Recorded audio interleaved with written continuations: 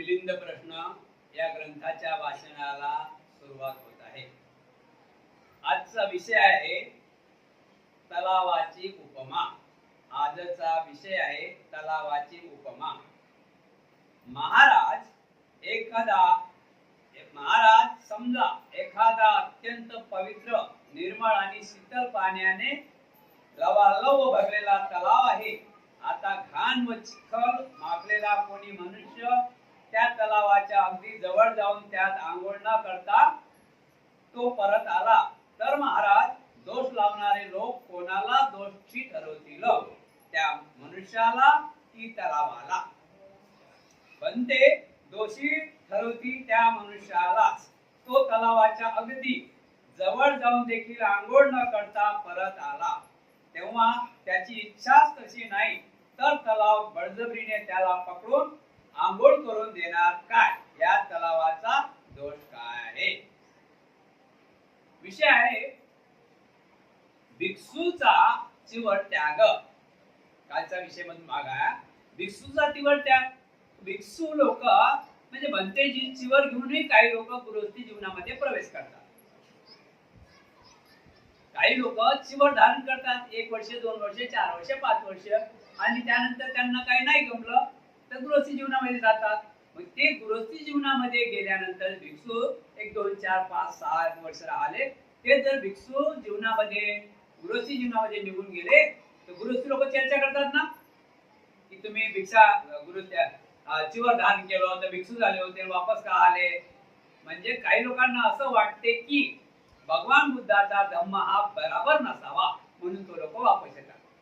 भगवान बुद्धाचा धम्म हा बराबर नसावा म्हणून ते लोक वापस येतात। 2-4 वर्ष राहतात वापस येतात। म्हणजे त्यामुळे काय होते हे चिवर धारण करतात चिवर घेऊन घरी परत जातात गृहस्थीमध्ये तर तो संघ बदनाम होते। भिक्षू संघ बदनाम होते। भगवान बुद्धाचा पवित्र धम्म बदनाम होते। म्हणजे कसा की या धम्मामध्ये काही अर्थ नाही म्हणून ते लोक वापस येतात अशा प्रकारे। तर त्यावेळेस म्हणतात नागसेन म्हणतात की महाराज या धम्मा हा भगवान गौतम बुद्धाचा धम्म हा एकदम उत्तम धम्म आहे, श्रेष्ठ धम्म आहे, पवित्र धम्म आहे। या धम्माला जोडही नाही तोडही नाही। हा खूप छानसा धम्म आहे। जो जो या धम्मामध्ये आला त्याला आनंद मिळाल्याशिवाय राहिलाच नाही, त्याला सुख मिळाल्याशिवाय राहिलाच नाही। कारण की सुखाचा धम्म आहे हा धम्म दुःखावर मात करण्याचा धम्म बुद्धाचा आहे। जो जो या धम्मामध्ये आला तो सुखी झाल्याशिवाय राहणार नाही। पण या धम्मामध्ये असे काही लोक आहेत की ते धम्मामध्ये येतात। आता त्या धम्मामध्ये येतात वाचन करून पाठांतर करून शिकून जर ते आचरण करत नसतील तर या धम्माला ते मुकलेले आहेत। हा धम्म आचरणाशील आहे। या धम्माला धरून चालावं लागेल म्हणजे या धम्माला आचरण करावं लागेल म्हणजे आपण स्वतः त्याला अजमावं लागेल। एक उदाहरण दिलेलं आहे महाराज। एक लक्षात ठेवा की भगवान बुद्धाचा धम्म हा किती पवित्र आहे पण काही अज्ञान लोक या धम्माला गालबोट ठेवतात। आता एक उदाहरण घेऊया महाराज। या धम्मामधून लोक का बाहेर पडतात याचं कारण आपण थोडं समजून घेऊया। महाराज एक धरून चाला एक तलाव तुडुंब पाण्याने भरलेला आहे। खूप सुंदरसं पाणी त्या तलावामध्ये आहे। बघतो ना आपण तलाव फुल तलाव भरलेला आहे सुंदरसं पाणी आहे त्यात। आता त्या ठिकाणी त्या तलावाच्या काठावर एखादा चिखलाने माखलेला मनुष्य गेला। चिखलाने माखलेला मनुष्य त्या तलावाच्या काठावर आंघोळी करण्यासाठी गेला। माणूस चिखलाने भागलेला माणूस तलावाजवळ कसा जाते की आपण स्वच्छ आंघोळ करावं म्हणून तो आंघोळ करायला गेला आणि त्या तलावाजवळ तिथं बसून राहिला, त्यानं आंघोळ केली नाही तो घरी वापस आला। तर महाराज दोष त्या तलावाचा आहे की त्या मनुष्याचा आहे सांगा? तर महाराज म्हणते त्या तलावाचा दोष नाही। तो तलाव काय त्या माणसाला हात धरून त्या तलावामध्ये अंदर घेणार नाही।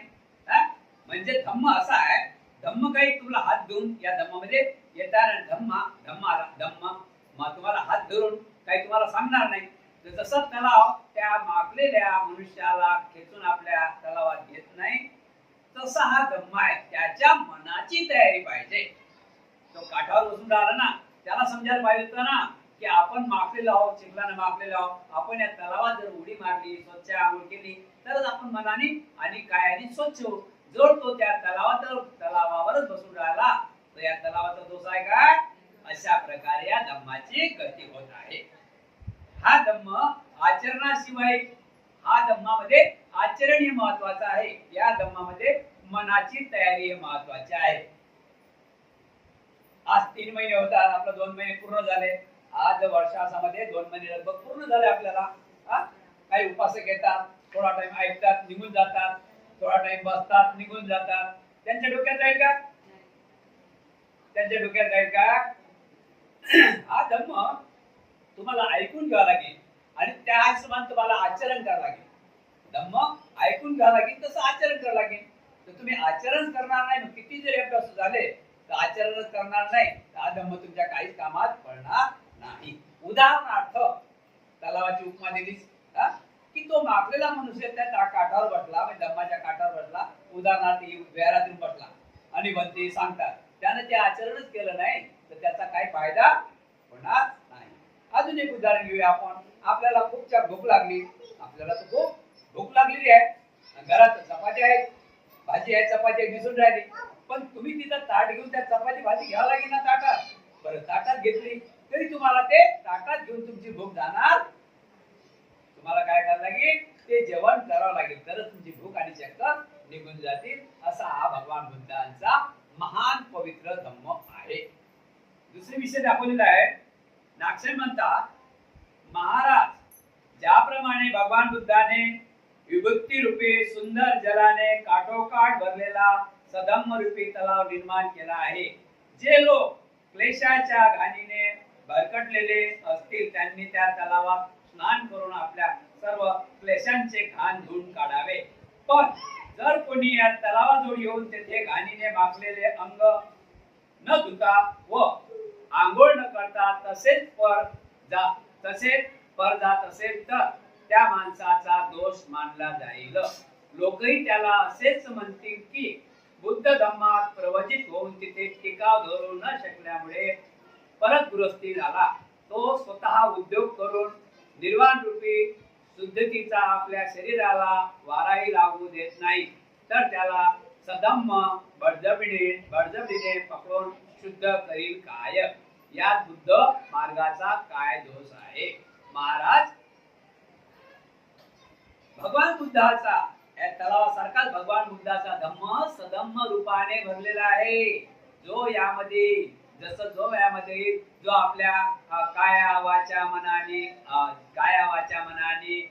लोभ द्वेष मोह मायांनी घाणेरडा झालेला आहे, घाणीने भरलेला आहे, तृष्णाने भरलेला आहे, मोहाने भरलेला आहे, त्यांनी या धम्मामध्ये यावं, या धम्माचं आचरण करा. म्हणजे हा तलावासारखा धम्म आहे. या धम्मामध्ये येऊन या धम्माचं आचरण केलं तर नक्कीच त्यांच्या मनाची शुद्धता झाल्याशिवाय राहणार नाही. महाराज, मग तो व्यक्ती इथं आल्यानंतर सुद्धा, म्हणजे विहारात आल्यानंतर सुद्धा ऐकून न घेता आणि त्याचं आचरण न करता विहारात रोज आला तरी त्याला अर्थ काय चिरोडत आहे. म्हणून हा धम्म आचरणाशील आहे. याचा अभ्यास करावा लागेल, आचरण करावं लागेल, त्याला आजमावं लागेल. तर म्हणून या धम्माचा दोष आहे की त्या माणसाचा दोष आहे? उदाहरणार्थ तुम्ही रोज आता विहारात येता आणि भंतेचे वाचन करत आहे धम्माचं, तर तुमचा दोष आहे की भंतीचा दोष आहे? भंतीचे बरोबर सांगता, पण तुमचं आचरण केलं तुमच्यावर आहे की नाही? आचरण करणं तुमच्यावर आहे. धम्मावर दोष देता येत नाही. दुसरी उपमा आहे वैद्याची उपमा. वैद्य, महाराज, कोणी एक भयंकर आजाराने जर्जर झालेला मनुष्य एखाद्या चांगला हुशार वैद्याला पाहतो, ज्याला चिकित्सा करण्यात व उपचार करण्यात हातखंडा आहे, परंतु त्याला पाहून देखील तो त्यांच्या जवळही जात नाही व त्यांच्याकडून उपचारही करून घेत नाही आणि तसाच आजारी अवस्थेत परत येतो. तेव्हा त्याला लोक कोणाला दोष देतील? त्याला की त्या वैद्याला की त्या रोगाला? आजार झाला की माणसाला हर रस्ते दिसतात. आजार झाला की माणसाला हर रस्ते दिसतात. कोणी सांगितलं तसंच करतात, कोणी सांगितलं तिकडे जातात, कोणी सांगितलं तिकडे जातात. तर एक माणूस आजार झाला. नागसेन म्हणते म्हणतात, महाराज आपण एक वैद्य दवा देणाराची उपमा घेऊया. तर एक मनुष्य आजारी झाला तर आपले कुटुंब काय करतात, नाही नाही त्या गावात त्याचा आजार बरा होते, त्या गावात त्याचा आजार बरा होते. उदाहरणार्थ आपल्याला सर्वांनाच माहित आहे, कॅन्सर झाला तर कुठे नेतो आपण, टाटामध्ये. कुठे नेतो, टाटामध्ये. बरोबर आहे की नाही? चटकन माहित पडतं ना, कॅन्सर झाला की आपण म्हणतो टाटामध्ये घालवा, टाटामध्ये त्याला रवाना करा. अशा प्रकारे आपल्या बुलढाण्यामध्ये अर्धा वायू झाला तर त्याला सुलतानपूरला नेतात. म्हणजे असं नावातले ठिकाण आहेत की नाही. अर्धा वायू झाला ना, अपंग म्हणतात त्याला. काय म्हणतात त्याला, लकवा. लकवा झाला की त्याला बुलढाण्याला हे सुलतानपूर आहे, तिकडे नेतात विदर्भाई सर्व लोक. तर असे नावाजलेले आहेत ना. मग असा काय आजार झाला, चटकन माणसाला माहित पडते की या आजारावर कोणत्या ठिकाणी वैद्य चांगला आहे किंवा डॉक्टर चांगला आहे. तर ते शोधाशोधी करतात. त्या ठिकाणी जातात सुद्धा, त्या वैद्याकडे जातात सुद्धा. आणि त्या वैद्याने जे दवा दिली, जे गोळ्या दिल्या, ते जर दवा गोळ्या घेतल्या नाही तर आजार बरा होईल काय, नाही ना. मग त्या आजारी माणसाचा दोष आहे की त्या वैद्याचा दोष आहे. म्हणून आपल्याला दवा गोळ्या घेतल्या तर आजार बरा होईल, जर दवा गोळ्या घेतल्या नाही तर त्याचा आजार बरा होईल काय, असा हा भगवान बुद्धाचा धम्म आहे. इथं आल्यानंतर इथं आचरण करणेच आहे, ऐकून चालणार नाही. तरच तो धम्म तुमचा कामा येणार आहे. नाही त्या धम्म हा काही एक अष्टगंध लावल्यासारखा धम्म नाही. तुम्ही विहारात आले, उपासिका अष्टगंध लावा किंवा नीळ लावा, त्यामुळे किंवा सफेद कपडे घाले, सफेद कपडे तुम्ही अंगात घालता, उपासक उपासिका म्हणून धम्ममय झालेला नाही. हा देखावा आहे. हा तर देखावा आहे. धम्माची रीत कुठं आहे, कपड्यावर आहे का धम्म? हा सफेद कपडा तुमचा जो आहे हे शिलाचं प्रतीक आहे, शिलाचं प्रतीक आहे. पण त्याच्या अंदरला भाग तुमचं मन आहे. त्या मनाला तुमचा धम्म लागला पाहिजे. त्या मनाला भगवान बुद्धाची धम्माची गोळी लागली पाहिजे, तरच तुम्ही धम्म होसाल, नाही तर धम्म होणार नाही.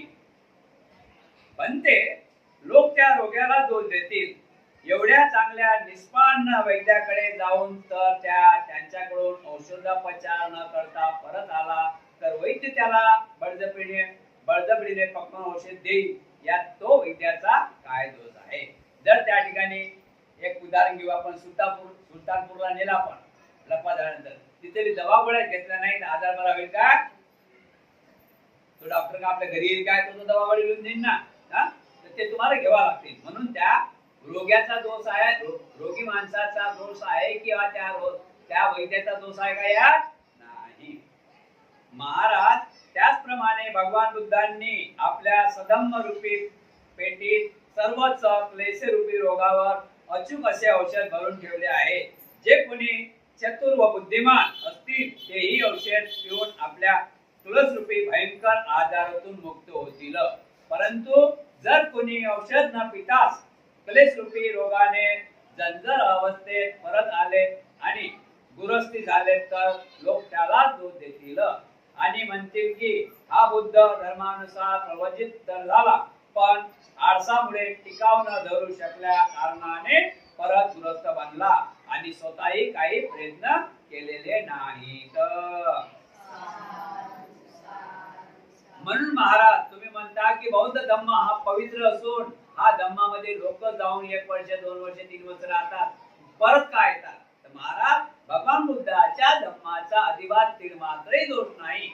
मी एवढे उदाहरण दिलेले आहे तुम्हाला, तलावाचं उदाहरण देऊन सांगितलेलं आहे, वैद्याचं उदाहरण देऊन सांगितलेलं आहे, अजून एक उदाहरण देत आहोत, लक्षात ठेवा. म्हणून धम्म हा चांगला आहे, धम्माचा चांगला आहे. पण या धम्माला धरून चालणारा व्यक्ती त्याच्या मनावर आहे, तो आचरण करील तो धम्म मिळवू शकते.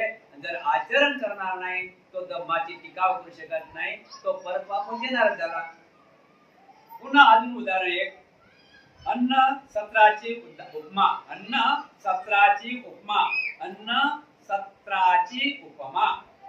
नागसेन भंतेजी म्हणतात की महाराज कोणी एक भुकेला मनुष्य एका धर्मार्थ चाललेल्या अन्न सत्रात जाऊन ते काही न खाता न पिता तसाच उपाशी परत आला तर लोक कुणाला दोष ठरवतील? त्या मनुष्याला की त्या धर्मार्थ चालवणाऱ्या येणाऱ्या अन्नसत्राला? बनते त्या उपासकाने त्या उपवासाने व्याकुळ झालेल्या माणसाला दोष देतील. म्हणतील की हा भुकेने व्याकुळ असून देखील ते पुण्यार्थ देण्यात येणारे भोजन न घेताच परत आला. तो स्वतःच काही खात नसेल तर अन्न काय आपोआप त्याच्या तोंडामध्ये जाऊन पडेल? अन्न सत्राची उपमा. अनेक ठिकाणी भंडारे चालतात आहे ना, अनेक ठिकाणी भंडारे चालतात. आता याही ठिकाणी अनेक भंडारे चालतात. आपल्या विहारामध्ये म्हणा किंवा मंदिरामध्ये म्हणा, मोठमोठे ट्रस्ट त्या ठिकाणी भोजनदान चालूच राहते. आता एका व्यक्तीला उपवास आहे, तो जर त्या तीर्थक्षेत्राला गेला, हा उपवास आहे, तिथं जर भोजन त्यानं ग्रहण केलं नाही तर याला चक्कर येतील की चक्कर जातील काय? याने भोजन घ्यायला पाहिजे ना, त्या अन्नाचा प्रसादाचा लाभ घ्यायला पाहिजे ना. जर त्याने लाभ घेतला नाही तर ते अन्नदात्याचा कसूर आहे की याचा कसूर आहे? अन्नदात्याचं सर्वांसाठी दिलेलं भोजन. त्याने नाव ठेवलं का कोणी या कोणी भोजन करून जा. पण हा उपवासधारक व्यक्ती जर तो अन्न ग्रहण करणार नाही आणि चक्कर येऊन खाली पडेल तर तो दोष कोणाचा आहे? त्या माणसाचा, न खाणाऱ्याचा. अन्नदात्याचा दोष आहे काय? त्यांनी तर सर्वांसाठी दरवाज खुला ठेवलेला आहे. महाराज त्याचप्रमाणे भगवान बुद्धांनी आपल्या सधम्म रूपी ताटात अत्यंत श्रेष्ठ, सुग्रास, उत्तम, शांतीदायक आणि अमृताप्रमाणे मधुर कायागता स्मृती रूपी भोजन वाढून ठेवलेले आहे. जे कोणी चतुर सुजान आहेत ते आपल्या क्लेश आणि तृष्णेच्या भुकेने व्याकुळलेल्या स्थितीतून सुटण्यासाठी हे भोजन खाऊन कामभव, रूपभव आणि अरूपभवाची आपली भूक तृष्णा भागून घेतील. परंतु जर प्रथम कोणी ती भोजनच न खाता व्याकुळलेल्या अवस्थेत परत आले आणि गृहस्थी झाले तर लोक त्याला दोष देतील. भगवान बुद्धांनी आपल्या धम्मामध्ये सांगितलेले आहे. अनेक प्रकारचे भगवान बुद्धाचे दुकान आहे. हिरे, माणिक, मोती, कपडा, लत्ता, जीवनाला जे जन्मापासून तर मृत्यूपर्यंत लागणाऱ्या वस्तू, जन्मापासून तर मृत्यूपर्यंत मिळणारं सुख, सर्वांचं दुकान बुद्धांजवळ आहे. फक्त ज्याला जो आजार आहे, त्याला जे दवा दिली ते दवा जर घेत नाही तर त्याचा आजार बरा होणार. आता दवा अनेक प्रकारचे आहेत, रोग अनेक प्रकारचे आहेत. एक खोकला झाला तर सर्व खोकला, सर्वांच मेडिकल, सर्व खोकल्याचे दवा आहेत का? त्या खोकल्याचे अनेकच दवा आहेत, तापीच्या अनेक दवा आहेत, कॅन्सरच्या अनेक दवा आहेत, बरोबर आहे की नाही? जसा आजार आहे असा दवा आहे. म्हणून भगवान बुद्धाचा सतधम्मामध्ये असं एक ताट वाढून ठेवलेलं आहे. सधम्म रूपी ताट आहे. सुग्रास भोजन ठेवलेलं, सुंदरच भोजन ठेवलेलं आहे. शांतीदायक आहे, अमृताप्रमाणे मधुर, कायागत स्मृती, संधी, तृष्णा, भोजन वाढून ठेवलेलं आहे. म्हणजे ताट भोजन वाढून ठेवलेलं आहे. जर तो भोजन घेणारच नाही तर त्याचे चक्कर जाणार नाही. जो कोणी भोजन घेईल त्याचे चक्कर जातील. असा हा धम्म आहे. इथं आल्याशिवाय काही मिळणार नाही आणि इथं येऊन वापस गेला तर त्याला कुठंच काही मिळणार नाही. महाराज भगवान बुद्धाने जर प्रथम फळावर प्रतिष्ठित करून त्यानंतर प्रवचित केले तर प्रवचा ही मनुष्याच्या क्लेश दुःखाला दूर करून शुद्ध करते असे म्हणण्यात अर्थ कोणताच राहणार नाही. म्हणून चिवर का धारण करतात उपासक उपासिका? आज सप्टेंबरला 18 तारखेला उपासिका संघ बुद्धगयाला बसणार आहे. 17 सप्टेंबरला उपासिका भिक्षुणी होत आहे. माहित आहे तुम्हाला? आषाढ पौर्णिमेला एक गाईड दीदी, नागपूरच्या अंजली दीदीने दीक्षा घेतली 3 महिने 4 महिन्याची. आता ते थायलंडला आहे, श्रीलंका थायलंडला. तशा प्रकारे तिथे चिवरदान आहे. हा हो, तर काही दिवस तरी घेतलं पाहिजे ना. आपल्याला अभ्यासाला पाहिजे ना, आपल्याला माहित पडलं पाहिजे ना, आपल्याला जीवन जगण्याचं माहित पडलं पाहिजे ना. आपल्याला जीवन जगण्याचं माहितच पडलं नाही तर आपलं सुख कशात आहे? आपल्याला जीवन जगण्याचं काय माहित आहे बघा. सकाळी उठणे, डबा बांधणे, कामावर जाणे, कामावर येणे, डबा अजून घरी बनवणे, खाणे पिणे, राहणे, झोपणे, सकाळी ते आलं तेच आलं तेच आलं तेच आलं तेच आलं तेच. जीवन येत नाही ना. जीवन एवढं म्हटलं जात नाही. त्यातून पैसा जमा केला, हे गाडी घे, ते गाडी घे, ते कर, ते कर, नातवाला कपडे घे, मुलीला कपडे घे, मोबाईल घे, अमुक घे, अमुक. याला जीवन म्हटल्या गेलेलं नाही. याला जीवन म्हटल्या गेलेलं नाही. जीवन जगण्याचा अर्थ दुसरा एक आहे. जीवन जगण्याचा अर्थ दुसरा एक आहे. हे खाणे पिणे मौज करणे याला जीवन म्हटलं गेलेलं नाही. मग आज आपण बघतो ब्रिज खाली लोक जीवन जगतात. ब्रिज खाली लोक जीवन जगतात. बरोबर आहे की नाही? आहेत ना? ब्रिजच्या खाली लोक, वरून ट्रेन चालते, खाली लोक राहतात. ते जीवन जगतात पाहिजे. जीवन जगण्याचे अलग तरीका आहे. जीवन जगण्याचं सुखच अलग आहे. म्हणून महाराज भगवान बुद्धाचा एवढा मोठा धम्म, सुंदरचा धम्म आहे. जर या धम्मामध्ये आला नाही, याचं आचरण केलं नाही, तर सुख कसं काय मिळणार बाबा?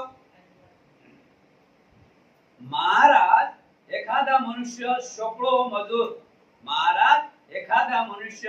शेकडो मजूर लावून 1,00,000 खोदवून घेतो आणि तलावाचे काम पूर्ण होऊन तो पूर्ण काठोकाठ पाण्याने भरल्यानंतर त्या माणसाने लोकांना सूचना दिली की चिखल किंवा घाणीने माखलेल्या कोणत्याही माणसाने या तलावात जाऊन आपले अंग धुवू नये किंवा त्यात आंघोळही करू नये. जो अंग धुवून स्वच्छ असेल त्यांनी त्या तलावात आंघोळ करावी. महाराज अंग धुवून स्वच्छ आलेल्या त्या लोकांना त्या तलावाचा काहीतरी उपयोग होईल काय? एक उदाहरण देऊया महाराज. भगवान बुद्धाचा धम्म तुम्ही म्हणता की बनते लोक वापस का येतात, की उपासक लोक यामध्ये काय येत नाही. उपासक उपासक आहे बघा ना. कधी ज्ञान आपलं घडते आणि कधी संडे होतं भाग नाही. तर काय आहे की याचा उदाहरण असं आहे की एक श्रीमंत मनुष्य हजारो लोक कामावर लावून जेसीबी लावून एक तलाव खोदते. एक तलाव खोदल्यानंतर त्या तलावामध्ये पाणी सुंदर लागते की नाही? तलाव तुडुंब भरलेला असते की नाही? आणि त्या ठिकाणी सांगितलेल्या महाराजांनी की जो घाण आंघोळीचा आहे, चिखला मातीने भरलेला आहे, त्याने आंघोळ करू नये. जो स्वच्छ आहे त्याने आंघोळ करावं. आता फायदा काय होईल? स्वच्छ माणसाला आंघोळ केली त्याला काय फायदा? तो स्वच्छच आहे. मुद्दा लक्षात ठेवा. म्हणजे भगवान बुद्धाचा धम्म काय आहे? तलावासारखा आहे. यामध्ये चांगल्यानं तर यावा किंवा वाईटानं जास्त केव्हा. समजलं? धम्मा कसा आहे?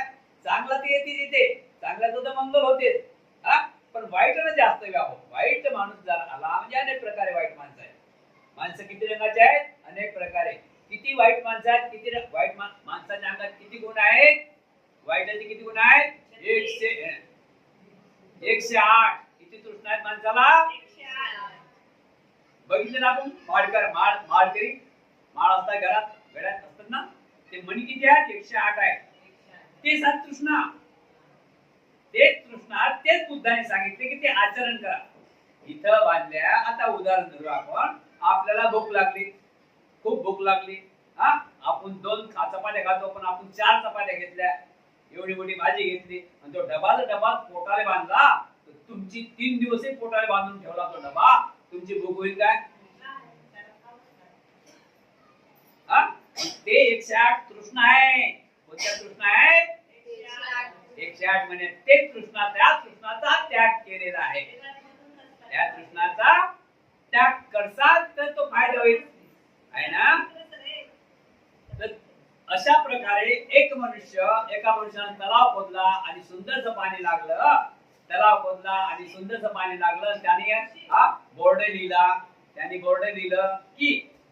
त्यांनी बोर्ड लिहिलं की या तलावामध्ये चांगल्याच माणसाला आंघोळ करावं. जो माणूस घाण झालेला आहे त्या माणसाला या तलावामध्ये बंदी देण्यात आलेली आहे. चालेल का? आता चालेल का? आता चांगल्या माणसाला काय तर आंघोळ केली का नाही काय? तसा भगवान गौतम बुद्धाचा धम्म आहे. कसा धम्म आहे? भगवान बुद्धाचा धम्म आहे. असा भगवान गौतम बुद्धाचा धम्म आहे. इथं जो आला तो चांगल्याशिवाय चांगला झाल्याशिवाय राहिलाच. एक उदाहरण आपण घेऊया.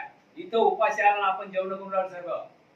आपले जेवण चालू असतात ना, आणि एखादा माणूस उपाशी आला, इथं जेवण केला, आपल्यासोबत तुमच्यासोबत, तर त्याचे चक्कर जातील की नाही? आता तू इथे येतच नाही, खातच नाही, तर त्याचे चक्कर जातील कसे? हा भगवान बुद्धाचा धम्म आहे. नाही म्हणते, ज्या कामासाठी तलावात जायचे होते ते काम तर त्याने पूर्वीच कुठेतरी करून घेतले. त्यांना त्या तलावात काय आता घेणे देणे आहे? महाराज, एका माणसाने तलाव खोदला आणि त्याला सांगितलं, त्या तलावामध्ये बोर्ड लावतात बोर्ड कधी कधी की या तलावामध्ये फक्त शुद्ध लोकांनी, म्हणजे चांगल्या लोकांनी आंघोळ करायची आहे. जे घाणेरडे झाले आहेत, जे मातीने मापलेले आहेत, जे चिखलाने मापलेले आहेत, त्यांना आंघोळ बंदी आहे. आता यात फायदा आहे का त्या तलावाचा? त्या तलावाचा फायदा आहे का? ते काय मग त्यात मापलेल्या माणसाला तलावाचा फायदा आहे ना. तर त्यावेळेस म्हणतात की तो असा भगवान बुद्धाचा धम्म दाखवलेला आहे. हा धम्मामध्ये चांगल्या माणसाचं यावं, वाईट माणसाला पहिले सर्वांच्या पुढे जावं, सर्वांच्या पुढे बसावं. काय माणसाचं मन हे विचित्र आहे आणि माणसाचं मन माणसाच्या मनाला कुठं जोड नाही. मन हे खूप चंचल आहे, मन हे खूप चंचल आहे. मन हे आपल्या ताब्यात राहत नाही. आणि जे काही परिणाम होतात चांगले या वाईट कशामुळे होतात? मना. हे जे काय आपल्या जीवनामध्ये घटना घडतात, हे कशामुळे घडतात? आपल्या मनामुळे. आपलं मन स्वच्छ आहे, चांगलं आहे, तर आपल्याला चांगल्या घटना आपल्या मध्ये येतील. आपल्या मनातच वाईट विचार आले तर आपल्याला चांगल्या घटना आपल्या मनात येतील काय? आपल्या हातून चांगलं काम होईल काय? आपल्या मनात जसे विचार आले, आपल्या मनात वाईट विचार आले, तर आपल्याला ते वाईटच त्याचं फळ आपल्याला भेटेल. आपल्या मनात चांगले विचार आले तर तिथे वाईट फळ भेटेल का? असा भगवान गौतम बुद्धाचा धम्म आहे. अथांग सागरासारखा धम्म आहे. 2568 साल झाले या धम्माला. कुठं या धम्माला डाग नाही, छोटाही थोडाही डाग नाही. कुठं या धम्मामधला तचा म इकडे तिकडे करता येत नाही. जसा तो तलाव खोदून ठेवला ना तथागतांनी, आणि त्या सदम्म रूपी तलावामध्ये पाणी भरलेलं आहे, ते जशाच्या तशाच आहे. कधी घ्या आंधुडीने प्या, कधी घ्या तिथे आंघोळ करून जा. पण तो जाईन त्याचा फायदा आहे. हा चिखलानं माखला त्या तलावाजवळ जाऊन उभा राहील काठावर, तर महाराज त्या तलावाची गलती नाही, या व्यक्तीची गलती आहे. म्हणून धम्माची गलती नाही. महाराज, त्याचप्रमाणे जर भगवान बुद्धाने गृहस्थांना आधीच प्रथम फळावर प्रतिष्ठित करून त्यानंतर प्रवचित केले तर त्याला अर्थच उरत नाही की त्यांनी आपले कार्य आधीच साध्य करून घेतले असेल, तेव्हा त्यांनी प्रवचित गरजेचे काय? बघा, चांगला माणूस तर प्रवज्या घेते, यात काही शंकाच नाही. आणि चांगल्या माणसाने प्रवज्या घ्यावा. जीवनामध्ये सांगितलेलं आहे, उपासक असो का उपासिका असो, प्रवज्या घेणे गरजेचं आहे. म्हणजे उपासिका आहे तर तुम्हालाही मुंडन करणे गरजेचं आहे. 3 वेळा जीवनामध्ये. आणि उपासने जीवनामध्ये 3 वेळा मुंडन करणे गरजेचं आहे. मुंडन करणे गरजेचं आहे. जर तुम्हाला जीवन सुखी जगायचं आहे तर तुम्हाला मुंडन करणे गरजेचं आहे. जीवनामध्ये 3 वेळा तरी प्रवज्या बुद्धाच्या धम्माची घेणे गरजेचं आहे. म्हणून आपण तसं वागलं. आता त्या महाराज म्हणतात की म्हणते बुद्धांना एवढा बुद्धांचा धम्म चांगला असल्यानंतर हे काही लोक चिवर घेतात, 1-2 वर्ष, 2 वर्ष, 1-2 वर्ष घेतात, 2 वर्ष, 3 वर्ष घेतात, परत वापस का जातात? परत घरी वापस का जातात? काऊन की ते 3 वर्ष असो की 4 वर्ष किंवा 5 वर्ष असो, त्याचं तो डोकंच शांत ठेवणार नाही. तो भगवान बुद्धाचा धम्म तो त्याच्या मनामध्ये रुजू देणार नाही, त्याप्रमाणे वागणार नाही, तर उलट्या गाभीवर पाणी झालं की नाही पडणं. बरोबर आहे की नाही? तर तुम्ही रोजही घरी ते आले बसले तर फायदा काय? पण ती तिकडे वाचतात आणि तुम्ही तिकडे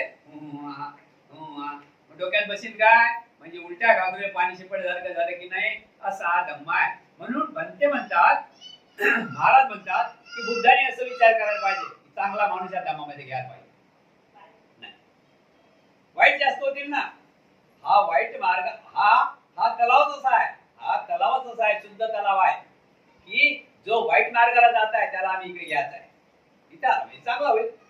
आपण दवाखान्यात महाराज म्हणतात की बुद्धाने समजायला पाहिजे ते चांगले माणसं धम्मामध्ये घ्यायचे होते. आता आपण एक विचार करू आपल्या मतानं. आज आपण आपल्या मुलाला खाते पिते मस्त व्यायाम करते त्याला म्हणू शकतो का चार उद्या तुला शिवाजी हॉस्पिटल मध्ये भरती करायचं आहे म्हणू शकतो का आपण? कारण का की त्याला आजारच नाही ना. आजारी झाल्यावर आपण त्याला नेतो ना दवाखान्यात भरती करतो ना. मग महाराज म्हणतात की बनतेजी नाक्षण बद्धांना समजायला पाहिजे की त्या माणसाला पहिलेच प्रशिक्षण द्यायला पाहिजे. आता कसं प्रशिक्षण द्यायला पाहिजे बरोबर? जर तो आजारीच नाही तर त्याला आपण दवाखान्यात भरती करू का? आजारी झाला तर भरती करू ना. जर खराब आहे तोच तिकडे आला तर त्याला चिवर अंगावर दिलं तर अंगुलीमाल नावाचा डाकू सरळ झाला की नाही? मग आपला माणूस सरळ होणार की नाही होणार? अशा प्रकारे धम्म आहे. दुसरे अजून उपमा घेऊया. वैद्य.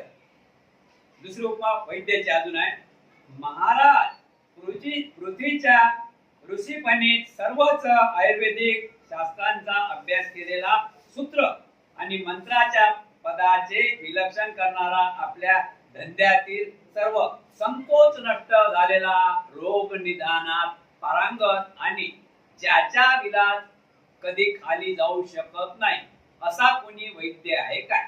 त्यांनी सर्वच प्रकारच्या आजाराचे अचूक औषध आणले असून तो लोकांना सांगू लागला की माझ्याकडे कोणत्याही आजारी माणसाने येऊ नये तर ते निरोगी आणि चांगल्या प्रकृतीचाच माणसांनी यावे. महाराज आता सांगा त्या रोगी उत्तम प्रकृती असलेल्या आणि चांगल्या धगधगाट माणसांना त्या वैद्याकडे जाण्याची काय आवश्यकता आहे का? तेच एक वैद्य आहे. हर गोष्टीचा हर दवा हर रोगाची हर रोगावर हर दुःखावर त्याला दवा त्याच्याजवळ भरलेली आहे. तर कोण असं म्हणावं सर्व रोगावर दवा त्याची भरलेली आहे. तो लोकांना सांगतो की माझ्याकडे कोणत्याही आजारी माणसाने येऊ नये. माझ्याकडे कोणीही आजारी माणसाने येऊ नये. माझ्याजवळ खूप काही दवाईचा साठा आहे पण चांगल्याच माणसाने माझ्याकडे यावं. आता चांगल्या माणसं जातील काय तिकडं? त्याला काय गरज आहे काय? क्या बात आहे. काही गरज आहे का त्याला? मुळीच नाही बनते. चांगल्या माणसाला गरजच नाही ना. माणूस दवाखान्यात का जाते की काही आजार झाला तर. माणूस विहारात काय ते तर काही थोडं फटक झालं तर. बरोबर आहे की नाही? माणूस जेवण का करते? जगण्यासाठी. भूक लागते म्हणून ना. चक्कर भूक लागते म्हणून जगण्यासाठी. मग आता याला आजारच नाही तर त्या आजारी लोक त्या लाईन लावतील का? नाही. मुळीच नाही बनते. महाराज तसेच भगवान बुद्धाची समजावे. भगवान गौतम बुद्धाची समजावे. भगवान गौतम बुद्धांनी हा जीवन जगण्याचा अनमोल खजाना आपल्यापर्यंत पोहोचवलेला आहे.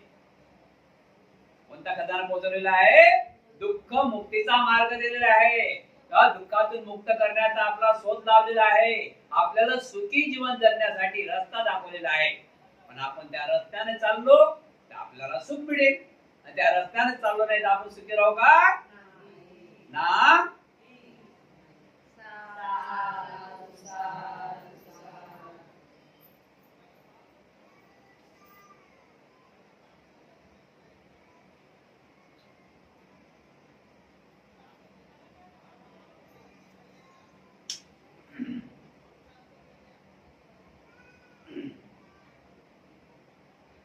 शेकडो ताटे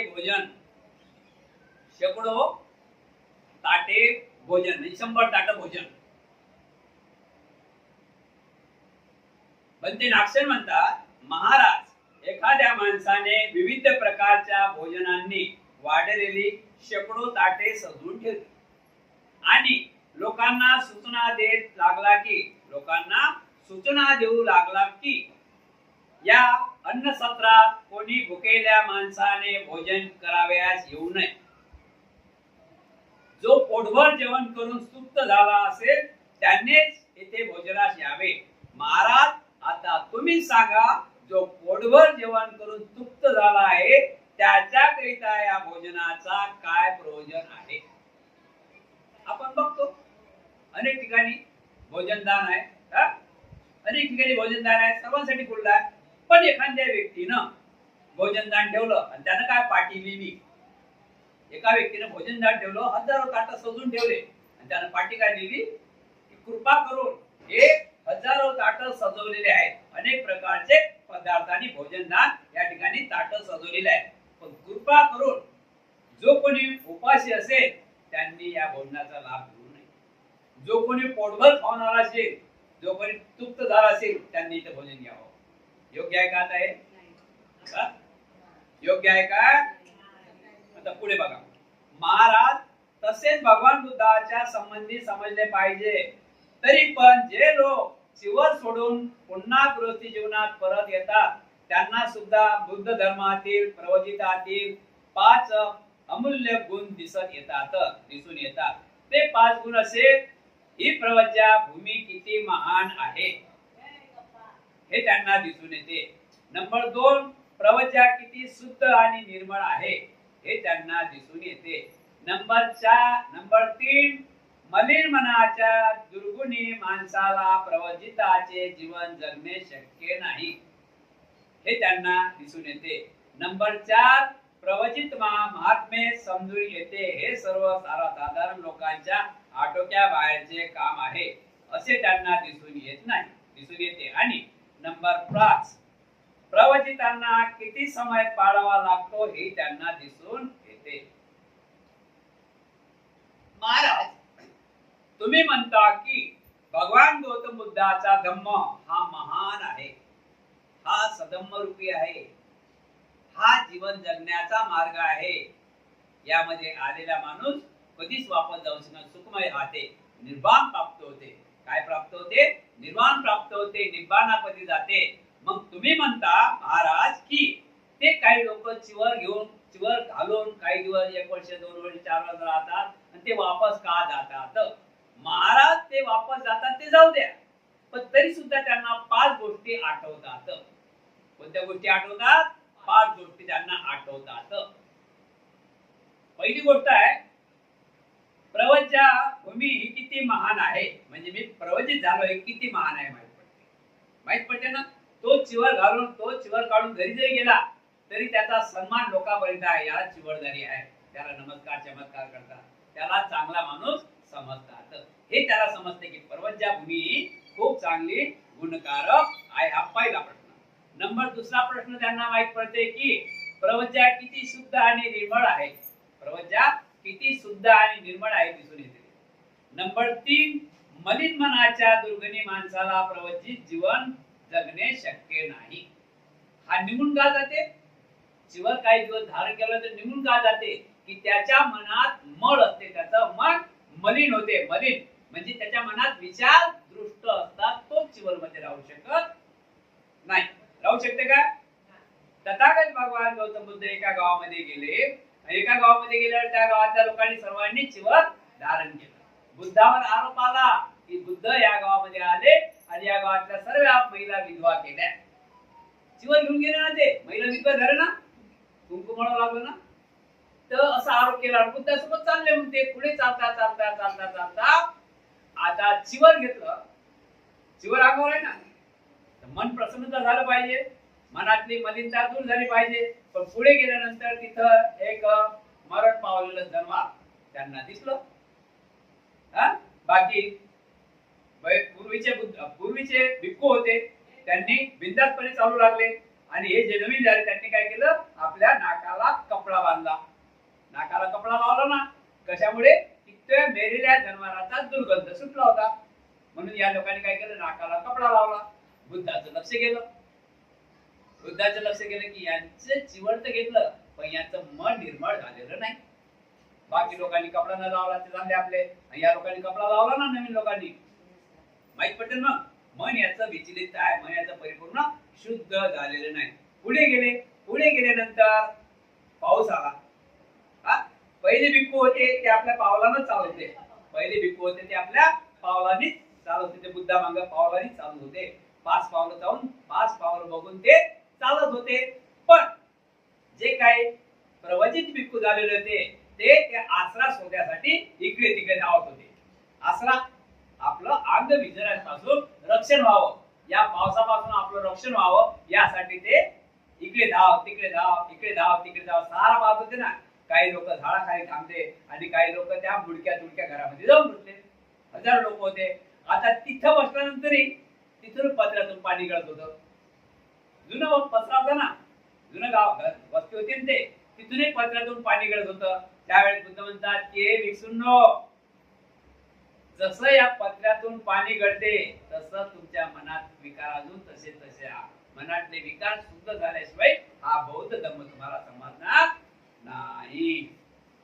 नाही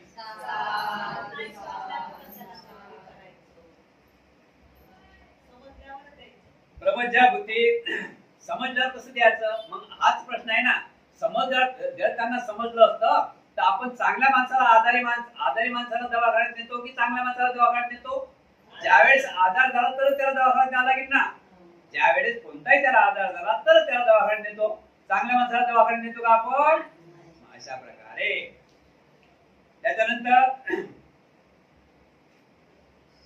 छोटा विषय, गादीवर बसणारा मूर्ख माणूस. गादीवर बसणारा मूर्ख माणूस.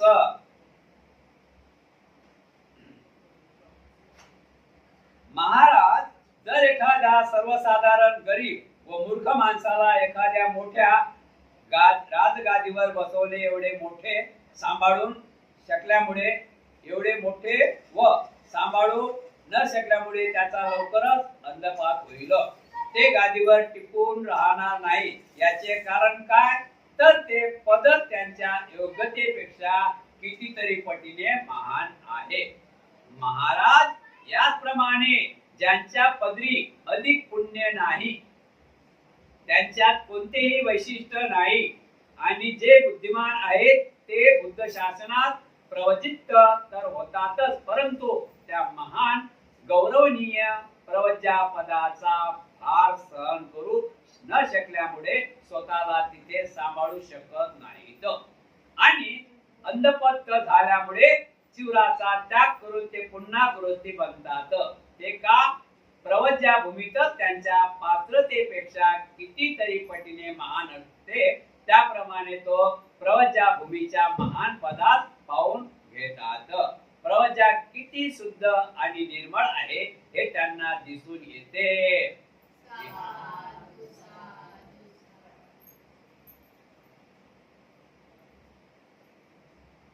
गादीवर बसणारा मूर्ख माणूस. आसनामध्ये पण फरक आहे बरं. आसनामध्ये पण फरक आहे. आसन म्हणजे आसनावर फरक आहे. ड्रेसवर पण फरक आहे. कपड्यावर पण फरक आहे. टोपीवर फेट्यावर पण फरक आहे. टोप्या घालणे फेटा घालणे फरक आहे ना. बरोबर आहे की नाही? तर राजाची गादी आहे. आता राजाच्या गादीवर एखादा मूर्ख माणूस बसवला, तो राज्य कारभार चांगला चालेल काय? का नाही चालवणार चांगला? की त्याला शिकायचं नाही. त्या गादीची त्याला चवच माहित नाही, त्या आसनाची त्याला चवच माहित नाही. तर तो शिकू शकेल का? नाही.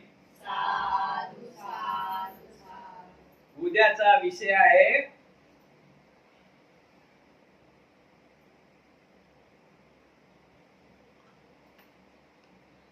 कमल पातळावरील पाणी. कमल पानावरील पाणी. कमळ बघितलं ना? भगवान बुद्धांना जास्त कमळाचं फुलं जास्त आणतात. आपण पण कमळाचं फुल इथे घेऊन यायचं आहे. नाही आहे. तर ठीक आहे. समजलं ना? ठेव बेटा ठेव. समजलं ना? ठेव. लाव एक मिनिट लाव. आता ना नवीन लावू द्या. त्यांना मनात लाईट पडलं ना मेणबत्तीचं.